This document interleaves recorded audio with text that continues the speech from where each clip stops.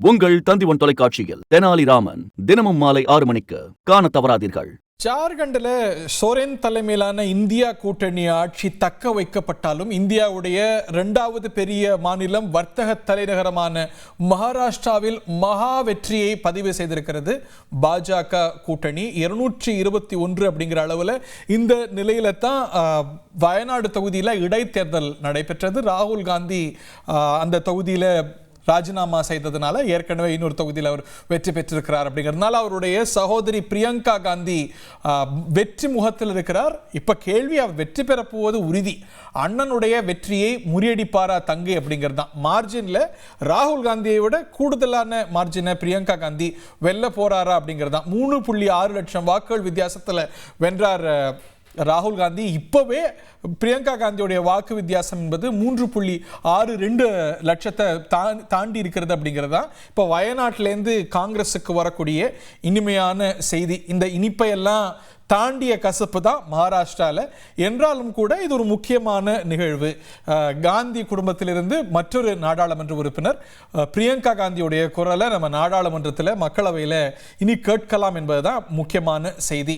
இது ஒரு பெரிய வெற்றி செய்தியாக காங்கிரஸுக்கு வந்திருக்க வேண்டியது. ஆனால் தேசிய அளவில் பல இடைத்தேர்தல்களில் அவங்க சந்தித்திருக்கக்கூடிய அந்த அணி சந்தித்திருக்கக்கூடிய பின்னடைவாக இருக்கட்டும், அதையெல்லாம் விஞ்சக்கூடிய அளவில் மகாராஷ்டிரத்தில் காங்கிரஸ் கட்சிக்கு கிடைத்திருக்கக்கூடிய பின்னடைவு என்பது வயநாட்டில் அவங்களுக்கு கிடைக்கக்கூடிய இந்த ஒரு பிரம்மாண்டமான வெற்றியை பின்னுக்கு தள்ளும் வகையிலேயே அமைந்திருக்கிறது.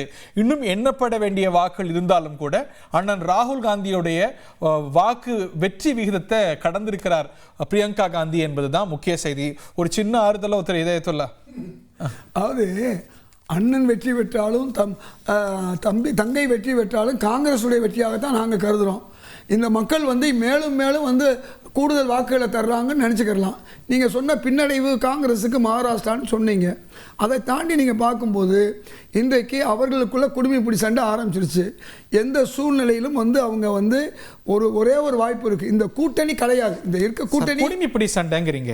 இப்போ அவங்க எங்கேயுமே சண்டை போட்டுக்கலாம், நான் முதலமைச்சர் நீ முதலமைச்சர்னு. தேர்தலுக்கு முன்னாடியே தேர்தல் நடந்துட்டு இருக்கும் போதே 3 பேரும், அதாவது உங்கள் கூட்டணியில் இருக்கக்கூடிய சிவசேனா, என்சிபி, நீங்களும் நான் முதலமைச்சர் நீ முதலமைச்சர்னு வெளிப்படையாக சண்டை போட்டீங்களா இல்லையா?